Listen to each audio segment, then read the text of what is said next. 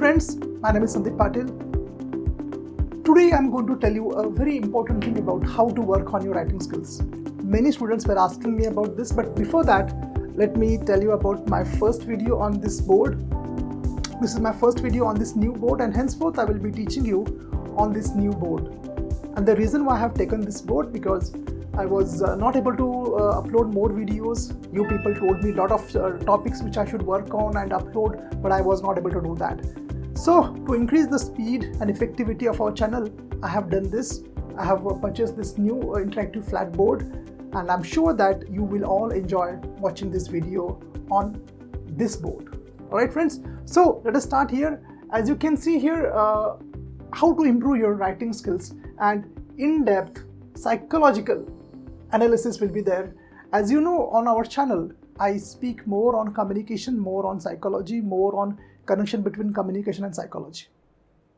So the same thing I'm going to continue here. I'm going to talk about how to improve your writing skills, but the psychological analysis, how to be a better writer. But before that, how to be a better thinker, that I'm going to tell you. A very different, very unique video which will definitely help you to be an effective writer.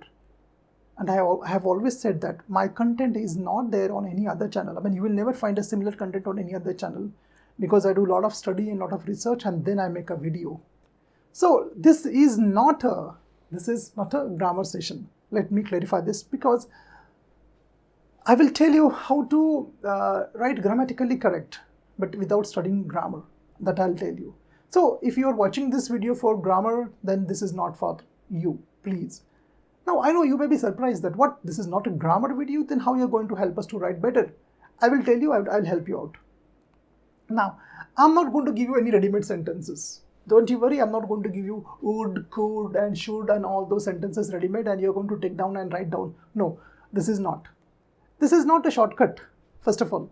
This is not a shortcut. I'm not going to give you any shortcut. This video, this particular techniques which I'm going to share with you, these techniques take time. You have to be patient. You have to be consistent. You have to work on this. Only then you will get the results. Because as you know, on my channel, I do not give any fake and wrong information. I tell the fact. I tell what is real. I tell bluntly. I tell honestly. And no mumbo jumbo, no hyperbole. Always the fact. All right. So this is what we are going to do. And now let us start. Let us understand the psychology and habit, how it works. As you can see here, friends, writing skills is the result of your psychology and your habits. Now you may be wondering that, sir, where is the grammar part here? Grammar is there in school. I will tell you where grammar works and how grammar works here. But it's all about the way you think. This is very important. And it's all about your habits, how you develop your habits. If you don't know about habits, then please go and watch my previous videos about English habits. You will understand what kind of habits I'm talking about. So this video is all about developing the right psychology and developing the right habits, which will help you to develop the right writing skills, the proper writing skills. Let us see here. Now let us see this point. Psychology of writing. I think you may not have heard this word, writing psychology. Writing anxiety, writing psychology. What is anxiety? All of you know. We get anxious.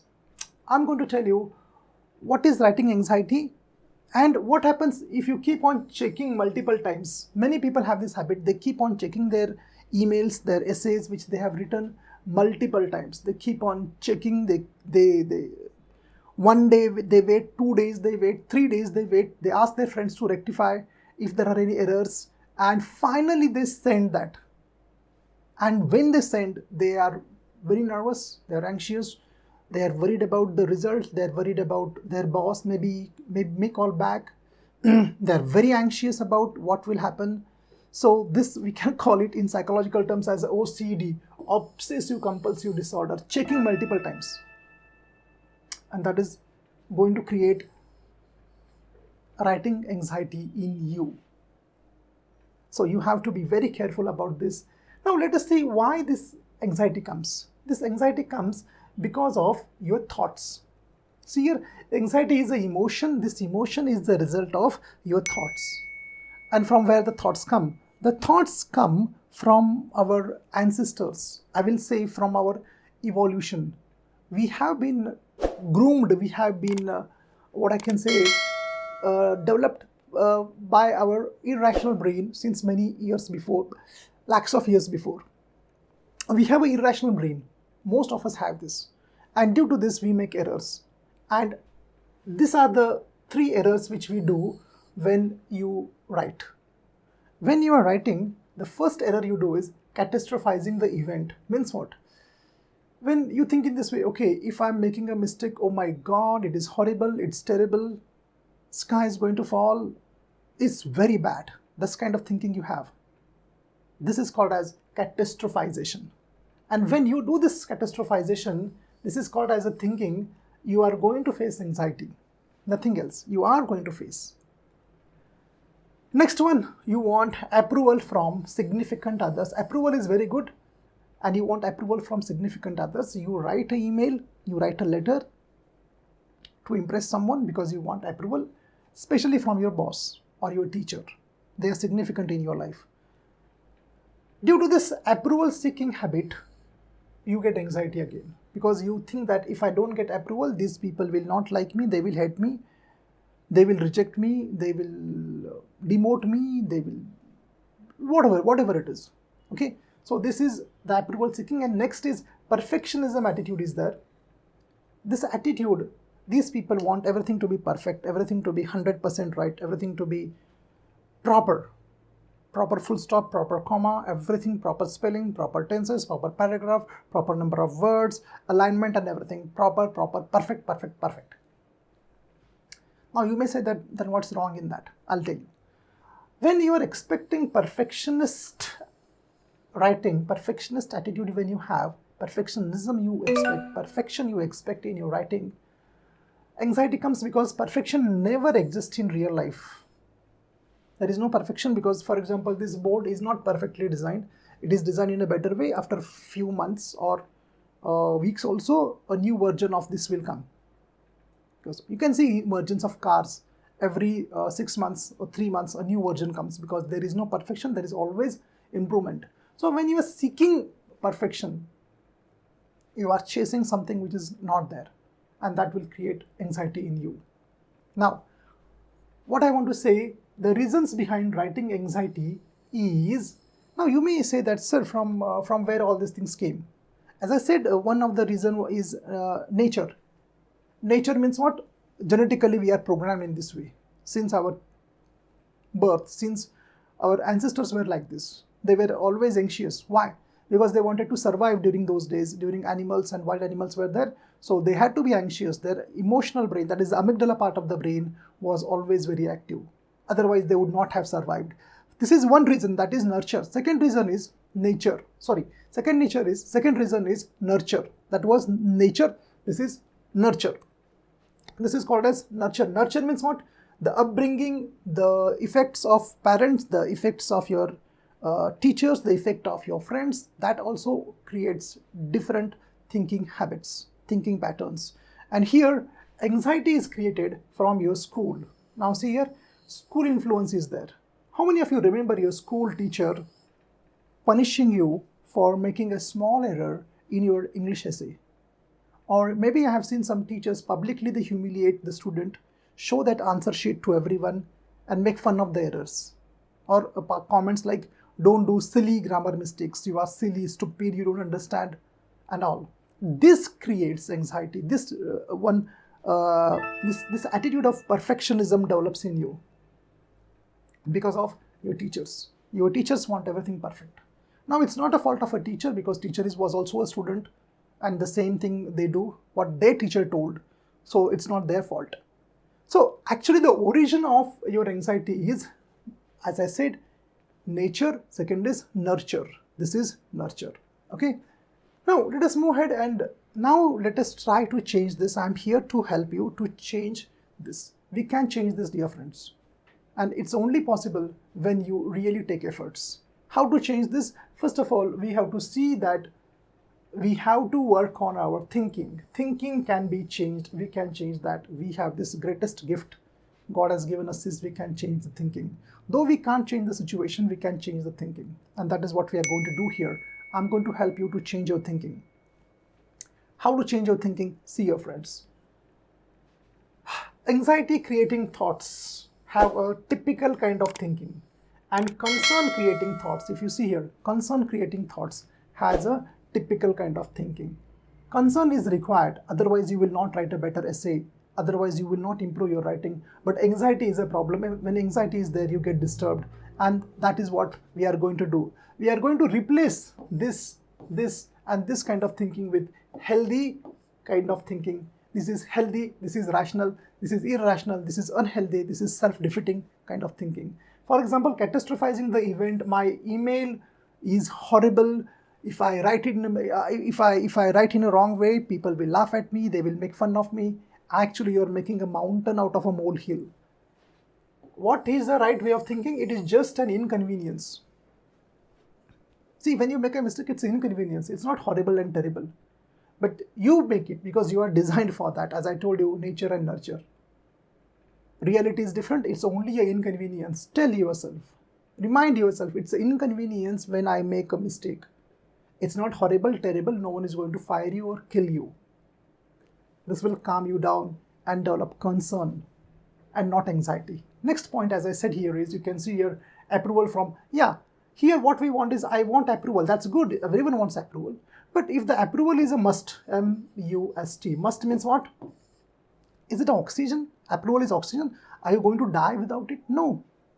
No one is going to die without approval. Instead of that, we can say, I need it, but I can live without it. Means it's not a must. I can survive. If I get approval, very good, I will be very happy. But if I don't get, it's not end of the world. When this kind of thinking is there, concern will come, anxiety will go. You can check it, you can try it, it works. And last is perfection. Perfection does not exist. As I said, you are a fallible human being, you are going to make mistakes. Chase excellence and not perfection. Excellence exists. Excellence means what? Making yourself better day by day, getting yourself better day by day. That is called as excellence and not perfection, dear friends. So when you are working on your excellence, you get better every day. You improve every day. And only excellence exists, perfection does not exist. So let us move to the next point now.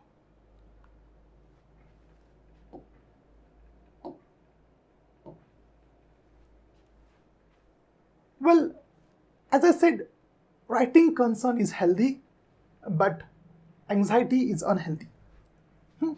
Now, next time when you write an email, be mindful, be aware of which kind of thoughts are there in your mind. Look at the thoughts, verify the thoughts. If they are irrational, if they are wrong, if they are, what I can say, out of this world, not realistic, fight with your thoughts. Learn to debate with those thoughts. Don't allow those thoughts to disturb you. Let us move ahead and now see here this important point. I'm going to tell you how writing develops actually. When you can understand how actually writing develops, you can use the same method to develop your writing skills. First was psychology and second is now how this develops. See, you go to school. During your school days, there is a grammar subject and there is a stories are there. Two subjects are there in school. Alright, initially you are exposed to grammar, small, what is noun, what is adjective. But parallelly, sentences are given to you. Small stories are there. Short, easy stories are there. So this is come in combination. Grammar plus reading comprehension is there. Many people think that due to grammar, I am able to write proper sentences. Grammar is a set of rules where proper rules are there. In that rule, we have to construct sentences. Once you understand the rules, you have to see how those rules are actually applied. And that is done in reading comprehension, how much you read, how much you understand. For that, stories are given. So when you start developing sentence structure in your head, initially grammar is required up to 4th or 5th standard but after that, not only this, but your exposure to this is very important. This is called as reading habits. When you read more and more and more and more, you start understanding how actually grammar is applied here. That is what you learn. Now, up to 7th or 8th standard, already you start writing. I mean, you write small paragraphs, you write small essays, and you are better in writing. Sometimes you make mistakes, and then you realize, okay, I made a mistake, there should not be this and that, her and his and all. But when you reach around 9th to 10th standard, you already have developed your writing skills and now you don't remember any grammar. As I told you, grammar is initially important, but once you reach a certain level, remember one thing, we started from 1st standard and we reached your 10th standard. In these 10 years, your writing has developed, but it has developed step by step. But the problem is this, people want to develop their writing skills in 1 and 2 months. It's not going to happen, it's not going to work. Let us be realistic. I'll explain you as we move forward. So when you reach your college, you already have developed your writing skills, if you are doing these proper things. But if you are not reading regularly, your writing skills will be weak and you have to face a problem. Even in college days, you can't improve it quickly. Now, I will tell you one of my students' case study. She was with me for IELTS. I used to train for IELTS and TOEFL, but then I stopped because I don't have time now. I don't go for IELTS and TOEFL. Her writing, she came for writing skills, and I found out that her writing was very bad. Very bad. And I told her to go and work on her grammar. She came back after 3 months. Nothing changed. Nothing had changed. Same errors. She was translating her Marathi to English and writing. Nothing changed. She worked hard, but she was making the same mistakes. What she was doing, she was only studying grammar, but she was not actually reading a lot. She was not following the English habits, which I have told before, and due to that, no much change was there. She was trying to by heart all the rules, nothing. And you can't by heart sentences. Remember, you can't by heart writing sentences. How many sentences you are going to by heart while writing? You can't by heart every sentence. And this is the reason why there are many people, if your writing skills are poor in childhood, in school days, it is very difficult to improve your writing skills in adulthood days. When you are adulthood, very difficult. Another student was there, his name was Shubham actually. He came, he wrote essay, he got 7.5 pants in writing. It was very nice.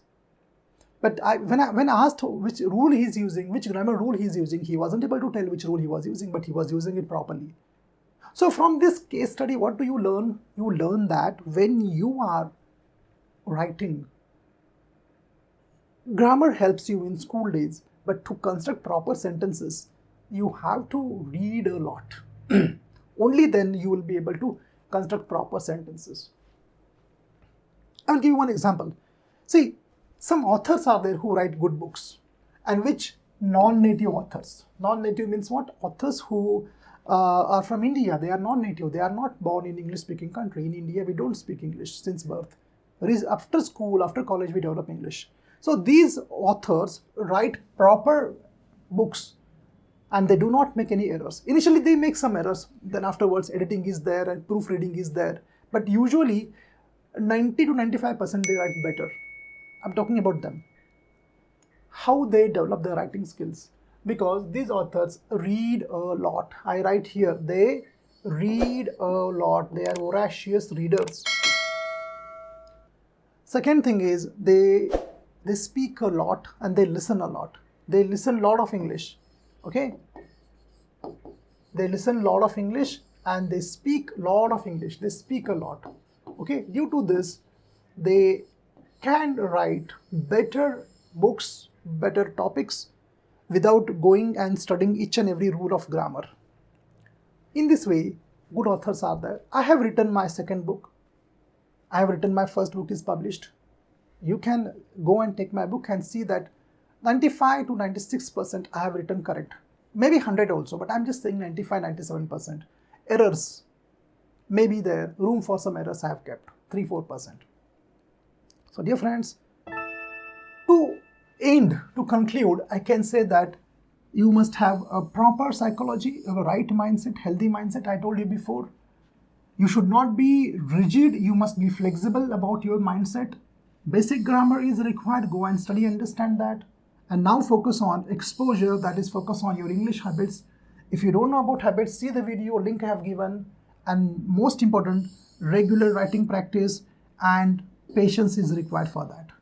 When you develop all these things, you will be able to write better essays, better letters. The last point is very important, patience. As I said, that students who have neglected their English in their school days and college days, now they come and they want to write better. No, you should have patience. How much time will it take? It depends upon your background. If your English exposure is poor, it will take more time. I can't tell exactly. So last point I want to say here, dear friends, is this.